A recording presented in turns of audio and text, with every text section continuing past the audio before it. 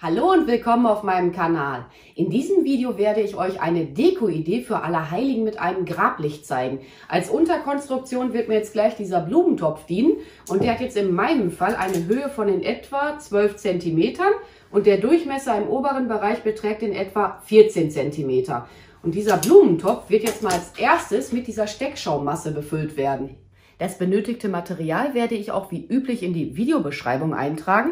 Ja, und dann passe ich jetzt mal als nächstes meinen Steckschaum an. Ich will jetzt auch nicht zu viel von dem Steckschaum, ja, im Prinzip verschwenden. Jetzt mal eben hier gucken. So. Das ist jetzt im Übrigen ein altes Brotmesser. Damit schneide ich den immer ganz gerne, den Steckschaum. Zack. Das kann jetzt mal weg. Mal eben gucken. Passt ja jetzt noch nicht ganz. Und von daher nehme ich jetzt hier an den Ecken noch ein bisschen was weg. Aber ich mache jetzt wirklich erstmal nur ein bisschen. Man kann es ja, dann immer noch zurechtschneiden, wenn es noch nicht passen sollte. Aber ich würde nicht sofort so Riesenstücke da jetzt abschneiden, dann ärgert ihr euch nachher, wenn das nicht passt. Ja, jetzt drücke ich den mal etwas hinein. Ich lasse den hier oben am Rand des Topfes aber auch noch so einen Zentimeter hinausschauen. Ja, das kommt so in etwa hin. Ich versuche das jetzt auch so gerade wie möglich hinzubekommen. Mal gucken. Jetzt seht ihr ja schon, wo das Grablicht auch eingearbeitet werden wird später. Okay, das sieht doch jetzt schon mal so weit so gut aus. Steckschaumreste auch mal eben weg. Ja, was ich jetzt hier alles auf meinem Arbeitstisch verwenden werde, weiß ich jetzt an dieser Stelle auch noch nicht. Das ist hier so eine, ja, ich kenne die jetzt unter dem Namen Schafschurwolle. Mal gucken, ob hier auf meinem Paket was draufsteht. Da steht jetzt Fuzzy Fibre. So heißt das hier auf dem Paket, aber wie gesagt, ich kenne das mehr unter diesem Begriff Schafschurwolle. Da habe ich mir jetzt vorgestellt, dass die hier um diesen Topf so drumherum gelegt werden wird. Muss aber hier noch ein bisschen länger ziehen. Kann man auch weglassen, ne? Ist ja sowieso mal letzten Endes alles Geschmackssache. Legt die mir jetzt hier mal so drumherum. Dann wollte ich einarbeiten Teile von dieser Stacheldrahtpflanze, dann etwas von der Heide. Und ich habe hier noch Wacholder aus meinem Garten. Aber ich glaube, ich mache mal hier mehr Platz auf meinem Tisch.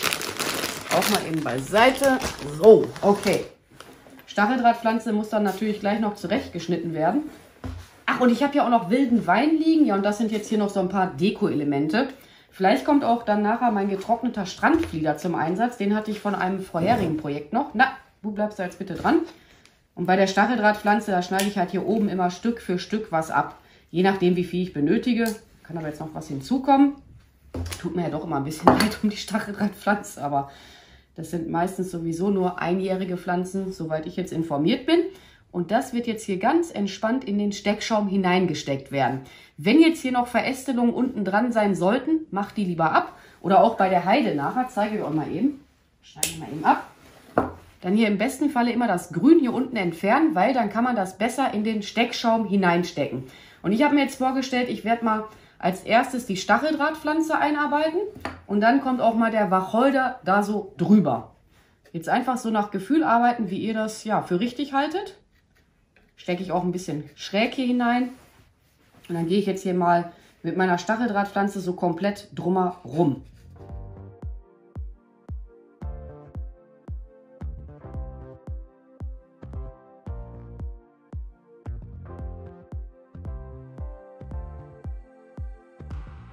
Ich bin jetzt mit der Stacheldrahtpflanze hier komplett einmal drumherum gegangen und als nächstes ist jetzt mein Wacholder dran. Der stammt aus meinem Garten, muss aber auch noch etwas zurechtgeschnitten werden. Den schneide ich jetzt so nach Gefühl recht und dann stecke ich den auch in den Steckschaum hinein. Wobei ich bin jetzt gerade selber noch ein bisschen unschlüssig, ob ich den nicht doch noch ein bisschen kleiner schneiden möchte. Ja, ist ein Tacken eigentlich noch zu groß. Nehmen wir noch ein bisschen was weg. Hier dieses unschönere Ende, sage ich jetzt einfach mal, was man hier aus der Mitte rausgeschnitten hat. Das kann man aber nachher auch noch einarbeiten, ne? Das braucht ihr jetzt nicht entsorgen. Ich mache jetzt hier unten auch mal wieder ein bisschen was von den Verzweigungen ab. Kann man dann wirklich besser da hineinstecken. Und dann wird der auch wieder so nach Gefühl in den Steckschaum hineingesteckt werden. Allerdings jetzt noch nicht hier im oberen Bereich des Steckschaums, immer noch hier einfach an der Seite arbeiten damit.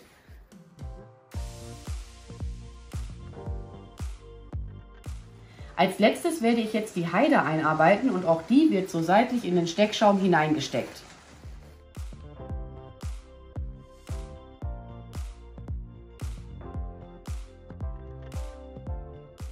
Jetzt ist das Ganze ja noch ein bisschen zu strubbelig und von daher kommt jetzt ein Bindedraht zum Einsatz.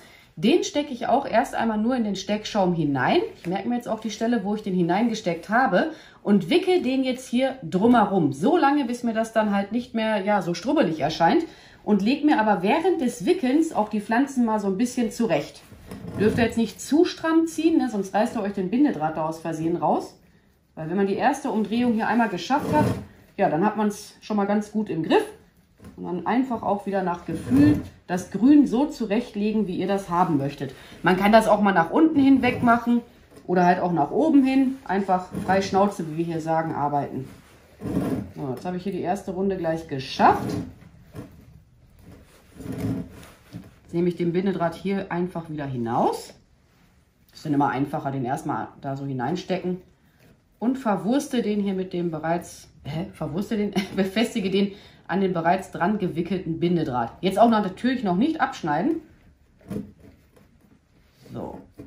Ja, und mal gucken, wie oft ich jetzt hier noch drumherum wickeln werde. Vielleicht so, ja, bis zu 4 Mal. Und dann justiere ich mir immer das Grün, wie ich es halt gut finde.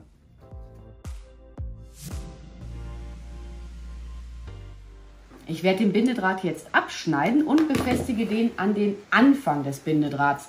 Den hatte ich hier so hinausschauen lassen.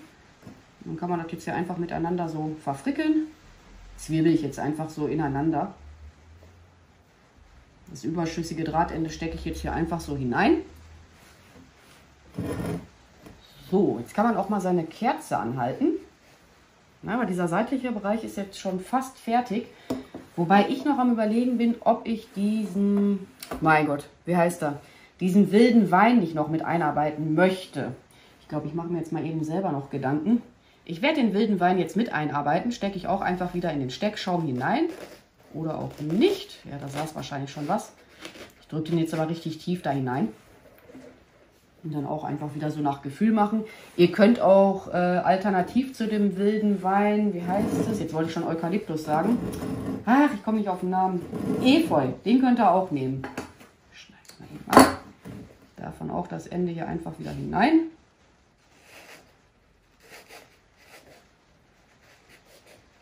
Wenn der euch mal hinausflutschen sollte, der wilde Wein, man kann das dann auch einfach mit der Heißklebepistole befestigen. Ne? Ist überhaupt nicht schlimm. Oder wenn ihr mal hier überhaupt Stellen haben solltet, wo das jetzt nicht so liegt, wie ihr das haben möchtet, einfach dann unter den Draht stopfen. Ihr könnt jetzt auch immer noch Heide mit einarbeiten. Ne? Wenn ihr jetzt meinen solltet, hier hätte ich noch gerne ein bisschen Heide, abschneiden. Zeige ich euch mal eben. Und dann vorsichtig hier unterhalb des Drahtes justieren und das Ende dann halt auch wieder unter dem Draht entlang friemeln, ne? Ist überhaupt nicht schlimm. Wenn man da jetzt mal Stellen haben sollte, wo man im Nachhinein denkt, da hätte ich ja doch noch mal ganz gerne was dran. Okay, jetzt brauche ich mal wieder Wacholder. Der wird jetzt nur noch so, ja, was heißt aufgelegt werden. Ich muss auch mal eben hier zurechtschneiden. Das passt jetzt so noch nicht. Wird jetzt hier nur noch so ein bisschen hineingesteckt werden, aber im oberen Bereich des Steckschaums. Ich glaube, ich muss auch gleich noch in den Garten gehen und mir noch ein bisschen Wacholder holen. Ich wollte das eigentlich mit Tannengrün machen, aber man bekommt noch überhaupt kein Tannengrün. Aber ist ja nicht schlimm. Kann man auch damit machen. Und dann einfach hier den Steckschaum noch mal besser abdecken. Da kann man dann auch wieder die Stacheldrahtpflanze nehmen. So wie man das halt gut findet.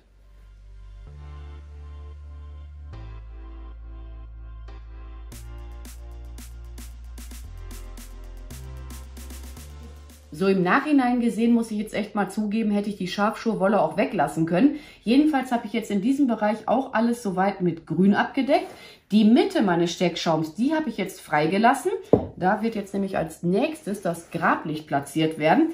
Theoretisch gesehen könnte man das jetzt hier einfach so oben drauf stellen oder man befestigt das mit einer Heißklebepistole. Hat aber mit der Heißklebepistole den Nachteil, irgendwann ist das ja mal abgebrannt und man will das vielleicht durch ein neues Grablicht ersetzen und dann kriegt ihr das ja gar nicht mehr von dem Steckschaum ab. Von daher werde ich da jetzt, wie heißt es, erstmal Floristenband, genau, Floristenband um das Grablicht wickeln. Das ist jetzt auch so ein selbstklebendes Floristenband. Dann habe ich hier so einen ganz dicken Draht. Den werde ich jetzt halbieren. Na komm schon! So. Floristenband ist immer noch dran. Und dieser Draht wird jetzt mit dem Floristenband daran befestigt werden. Ja. Ich ziehe das auch relativ stramm, das Floristenband. Ich wollte den Draht aber auch tiefer haben. Ja, wobei man kann den Draht auch mit einer Heißklebepistole dann jetzt befestigen.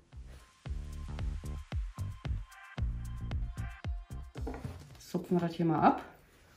Das kann man eben beiseite. Da ist jetzt das Ende von meinem Floristenband und der Anfang. Mache jetzt einfach so einen Knoten hinein. Mich wundert, warum meins jetzt nicht mehr so richtig gut am Kleben ist. Keine Ahnung. Okay. Ja doch, jetzt klebt es ganz gut. Ich hatte auch erst überlegt, da doppelseitiges Klebeband dran zu machen, aber ich bin mir jetzt unsicher, ob das draußen dann auch so gut hält. Einfach hier reinstecken. Das Grün hier so ein bisschen auseinandernehmen. Was heißt auseinandernehmen, ne? So ein bisschen wegnehmen.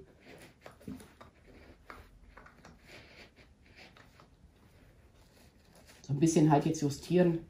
Auch darauf achten, dass die Kerze noch gerade ist. Muss auch gleich mal hier ein bisschen die Perspektive, glaube ich, wechseln. Wenn man euer Floristenband ein bisschen sehen sollte, einfach mal vorsichtig etwas nach unten drücken. Aber so steht die Kerze dann auch schon mal, wie heißt es, standsicher, ne? Kann nicht sofort umkippen. Ja, und wenn man jetzt hier noch was sehen sollte, dann nehmt da einfach noch mal ein bisschen Heide hinzu oder ein bisschen Wacholder.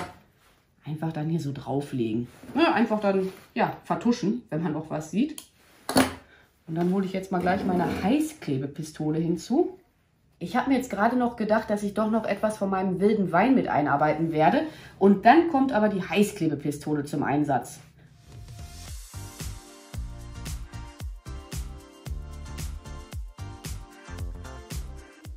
Zum Schluss werde ich jetzt noch Kiefernzapfen, Lotuskolben und diese getrockneten Früchte mit der Heißklebepistole einarbeiten, beziehungsweise die werden mit der Heißklebepistole befestigt werden. Aber wie die jetzt genau heißen, kann ich euch jetzt leider nicht sagen. Auf der Verpackung steht jetzt auch nur Bell Slice drauf. Vielleicht werdet ihr die ja bei euch im Gartencenter auch mal sehen, diese getrockneten Früchte, so nenne ich die jetzt einfach mal. Ja, und wie gesagt, die werden jetzt nur mit der Heißklebepistole befestigt werden. Mache ich jetzt auch so nach Gefühl die Deko damit. Ja, auch wieder, wie ich ja immer gerne sage, frei Schnauze arbeiten, ordentlich Heißkleber da dran machen, damit das auch nachher gut sitzt. Mein Heißkleber will jetzt hier natürlich nicht hinauskommen. Jetzt.